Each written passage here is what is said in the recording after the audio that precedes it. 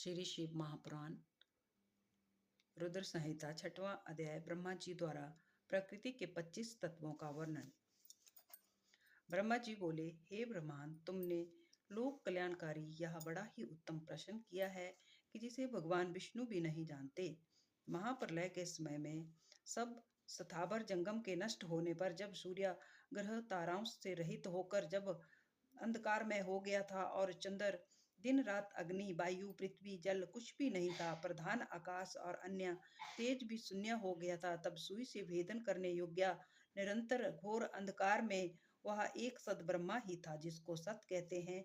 जब सत असत सब रूप कुछ भी नहीं रह गया और जिसको योगी निरंतर हृदय कोश में देखते हैं, जो मन वाणी से परे इंद्रियों के विषय से रहित, नाम रूप और वर्ण रहित, स्थूल तथा सूक्ष्म भी नहीं है, जिसमें हर्षवा दीर्घ एवं लघु गुरु घटना बढ़ना भी कुछ नहीं होता, श्रुति भी जिसकी सत्ता को चकित होकर कहती है वह सत्य ज्ञान और अनंत स्वरूप तथा परमानंद परम पुरुष है, जो ज्ञानमय और शोभा युक्त है, जो अमूर्त पर तत्व है, वही सदा शिव की मूर्ति है। इसी को पंडित अर्वाचीन और प्राचीन ईश्वर की मूर्ति कहते हैं।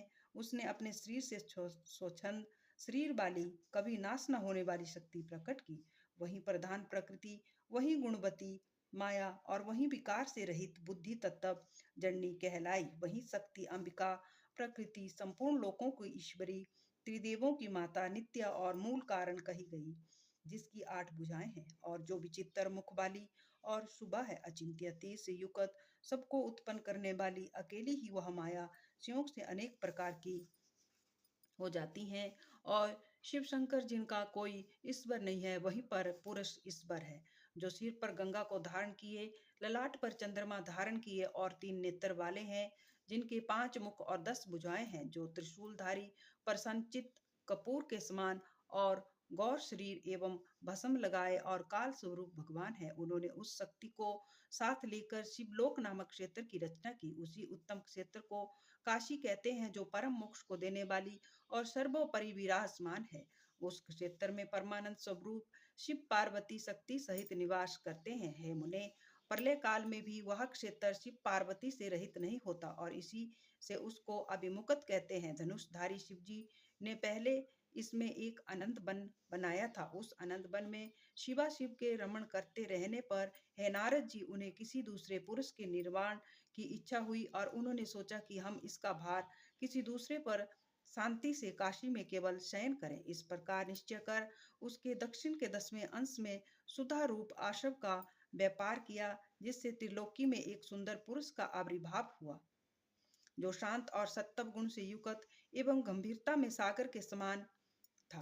तब उस अजय पुरुष ने प्रकट होकर परमेश्वर शंभु को प्रणाम कर कहा कि हे स्वामिन, मेरा नाम कहकर मेरे कर्मों को भी तो कहिए। यह सुनकर प्रभु शिवजी हंसकर बोले कि सर्वत्र व्यापक होने से जगत में तुम्हारा विष्णु नाम प्रसिद्ध होगा तथा भक्तों को शुद्ध देने वाले तुम्हारे और भी बहुत से नाम होंगे। तुम परम कार्य साधन के लिए दृढ़ता से तप करो। ऐसा कहकर शंकर जी ने अपने श्वास मार्ग से वेदों को दिया। तब अच्युत ने शिवजी को नमस्कार कर बड़ा तप किया और शिवजी अंतर ध्यान हो गए।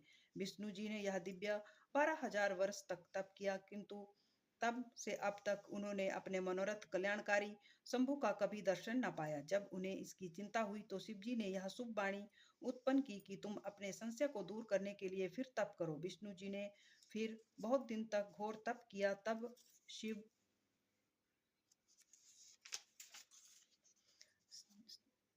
की माया से विष्णु की शरीर से अनेक प्रकार की जल धाराएं निकली और वह सब जल शून्य में व्याप्त होकर फिर ब्रह्मा रूप हो गया, जिसके स्पर्श से पाप नाश होते हैं। फिर तो वे पुरुष विष्णु जी थक कर प्रसन्नता से बहुत काल तक मोहित हुए और स्वयं ही उस जल पर सो गए।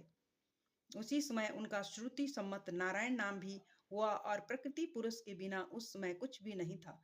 उसी समय में उन महात्मा से सब तत्वों की उत्पत्ति हुई, फिर उनका विस्तार हुआ और पहले प्रकृति से महान और महान से 3 गुण उत्पन्न हुए, फिर उससे 3 गुण और भेद वाला अहंकार उत्पन्न हुआ, उससे तन्मात्रा शब्द स्पर्श रूप और गंध, उससे पंचमृत पृथ्वी जल तेज वायु और आकाश प्रकट हुए और उससे नेत्र कान नाक जिह्वा और त्वचा ज्ञानेन्द्रियां तथा वाणी हाथ पैर गुदा और उपस्थ ये कमेंद्रियां उत्पन्न हुई। इस प्रकार पुरुष के बिना यह सब प्रकृति का जड़ रूप कार्य हुआ। जो सब तत्व शिव जी की इच्छा से 24 प्रकार के हैं, ये सब एकत्र होकर ब्रह्मा रूप जल में सो रहे। ओम नमः शिवाय।